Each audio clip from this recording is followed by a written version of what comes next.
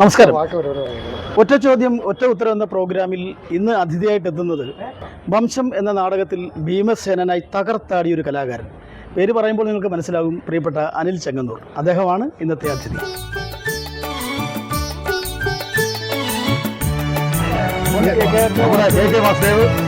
ഞാൻ ആദ്യം നാടകം കളിക്കുന്ന നാടകൃത്താണ് മാണിക്യ കൊട്ടാരം ഒത്തിരി നാടകരംഗത്തുണ്ട്.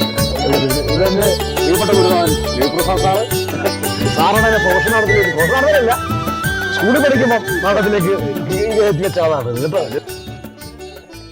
അപ്പോൾ ഒറ്റ ചോദ്യം ഒറ്റ ഉത്തരം എന്ന പ്രോഗ്രാമിലേക്ക് എൻ്റെ പ്രിയമിത്രം പ്രിയപ്പെട്ട അനിൽ ചെങ്ങന്നൂരിന് സ്വാഗതം. സന്തോഷം. ഒത്തിരി സന്തോഷമുണ്ട്. കാരണം കഴിഞ്ഞ സീസണിൽ ഏറ്റവും കൂടുതൽ നാടകങ്ങൾ കളിച്ച ഒരു സമിതിയാണ് തിരുവനന്തപുരം അജന്തയുടെ വംശം.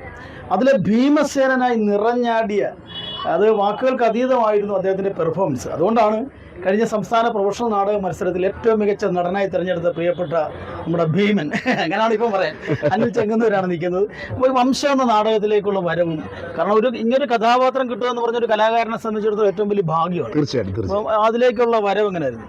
ഇത് 2-3 വർഷം മുമ്പ് മുഹാദ് മുംബായും സുരേഷ് ദിവാരനും കൂടെ പ്ലാൻ ചെയ്ത മറ്റൊരു സമിതിക്ക് വേണ്ടി ഈ നാടകം തന്നെ പ്ലാൻ ചെയ്തിട്ട് അത് എന്തോ ചില പ്രത്യേക കാരണങ്ങളാൽ സാധിക്കാതെ വന്ന നാടകം.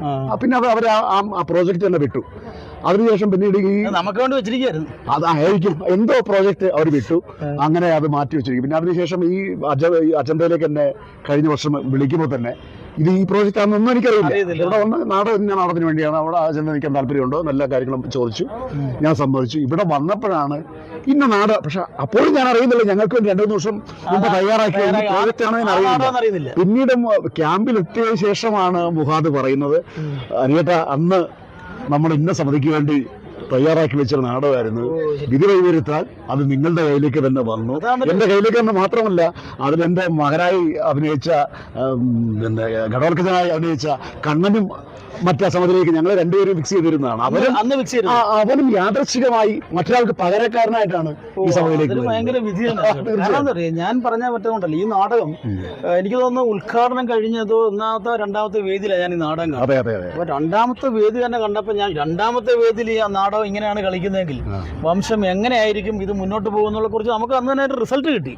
അതിനുള്ള ആപ്റ്റായിട്ടുള്ള ആളുകൾ, ആർട്ടിസ്റ്റ് ഗംഭീരമായിട്ടുള്ള പ്രകടനം നടത്തുന്നവരെ ഒപ്പം കിട്ടിയതാണ് ഈ നാടകത്തിന്റെ ഏറ്റവും വലിയൊരു വിജയം. സാധാരണ നാടകം എടുക്കുന്നതിനേക്കാൾ കൂടുതൽ ദിവസമായിരുന്നു ഇതിന്റെ റിഹേഴ്സൽ തന്നെ. ഒരുപാട് ദിവസം, 10-20 ദിവസം സാധാരണ അവരുടെ ഒരു നാടകം ചെയ്യുന്നതിനേക്കാൾ കൂടുതൽ സമയം എടുക്കുകയും, അപ്പോൾ വളരെയധികം എഫേർട്ട് സുരേഷ് എടുക്കുകയും, പിന്നെ പ്രധാനമായിട്ടും ഇതിലെ സംഘാടകൻ നമ്മുടെ സൈജു വഞ്ചു, അതിന്റെ സംഘാടകന്റെ ഒരു എഫേർട്ട് എടുത്തു പറയേണ്ടതാണ്. അതിന് ധൈര്യവും അത് ഇത്രയും മുതൽ മുടക്കാനും ഒക്കെ കാണിച്ച, പിന്നെ അഭിനയിച്ച സുനിത മനോജ് ആയാലും ബിജു ആയാലും എല്ലാവരും അങ്ങനെ അതിനകത്ത് ഒരു ആർട്ടിസ്റ്റും മാറ്റി നിർത്താനില്ല. അതാണ് അതിന്റെ ഒരു വലിയൊരു ഘടകം കൂടെ ആയിരുന്നത്. നമ്മുടെ എല്ലാവരുടെയും കൂടിച്ചേർന്ന ഒരു വിജയമാണ്, അല്ലാതെ ഒരിക്കലും ഒറ്റയ്ക്ക് അവകാശപ്പെടാവുന്ന ഒരു നാടകമേ അല്ല. അത് കോ ആർട്ടിസ്റ്റ് കൂടെ ഒപ്പം കിട്ടിയതാണ് ഈ നാടകത്തിന് ഏറ്റവും വലിയ വിജയം. സ്വാഭാവികമായി സംഭവിച്ചു പോയതാണ്, അങ്ങനെ സംഭവിച്ചു പോയതാണ്. അതുകൊണ്ടായിരിക്കും ഒരുപക്ഷെ 2-3 വർഷം മുമ്പ് മറ്റൊരു സമിതിയിലേക്ക് എത്തേണ്ട ഈ പ്രോജക്റ്റ് നമ്മളിലേക്ക് അജന്തയിലേക്ക് വരികയും അവിടേക്ക് അജന്തക്കാർക്ക് എന്നെ വിളിക്കാൻ തോന്നുകയും സംസ്ഥാന അവാർഡിലേക്ക് മത്സരിക്കാൻ സെലക്ഷൻ കിട്ടുക എന്ന് പറയുന്നത് അത് കഴിഞ്ഞിട്ട് ഒന്നാം നമ്മൾ എത്രയോ വലിയ നാടകങ്ങൾ, ചിലപ്പം നാടകങ്ങൾ ഗംഭീരമായ അഭിനയിച്ച നാടകങ്ങൾ കാണും, ആ നാടകത്തിന് സെലക്ഷൻ വരില്ല. അത് ക്യാരക്ടർ ചിലപ്പോൾ സെലക്ഷൻ കിട്ടും, നമുക്ക് നല്ല വേഷം ഉണ്ടാവില്ല.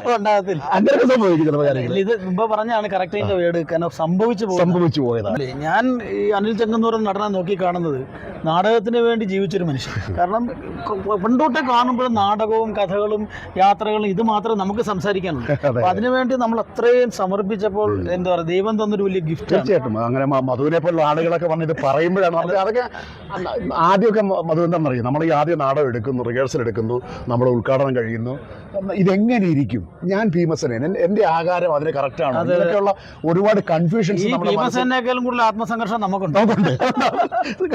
അപ്പോഴാണ് നിങ്ങളെപ്പോലുള്ള ചില ആളുകൾ വന്ന് കറക്റ്റായി നന്നായി എന്ന് പറയുമ്പോഴാണ് എനിക്കത്, എന്റെ കോൺഫിഡൻസ് ലെവൽ വർദ്ധിക്കുകയും എനിക്കത് ചെയ്യാനുണ്ട്. അത് ആദ്യം ഉള്ള വേദികൾ മുതലൊക്കെ മധുവിനെ പോലുള്ള ആളുകൾ വന്ന് പറഞ്ഞത് എന്നെ സംബന്ധിച്ച് വലിയ സഹായകരമാണ്. അത്തരം കാര്യങ്ങൾ അത് വലിയ ഈ സീസണിലും വംശം തുടർന്നുള്ള ഈ സീസണിൽ സെയിം ടീം തന്നെ നാടൻ തന്നെ കളിക്കുകയാണ്.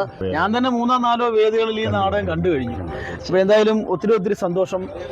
വംശം മാത്രമല്ല, ഇനി അങ്ങോട്ടുള്ള ജീവിത യാത്രയിൽ നാടകങ്ങളും, ഞാനിപ്പം സിനിമ മാത്രമൊന്നും പറയുന്നില്ല, കാരണം എന്തിനാണ് ഈ നാടകം പോരെ, ഈ സിനിമ ഒക്കെ അതിലേക്കുള്ള ഉപരി എത്ര ഈ ഒരു കഥാപാത്രം ചെയ്ത് ജനങ്ങളുടെ മനസ്സിലേക്ക് ഒരു സ്ഥാനം നേടുക എന്ന് പറയുന്ന ഒരു കലാകാരനെ സംബന്ധിച്ച് ഏറ്റവും വലിയ സന്തോഷമുള്ള കാര്യമാണ്.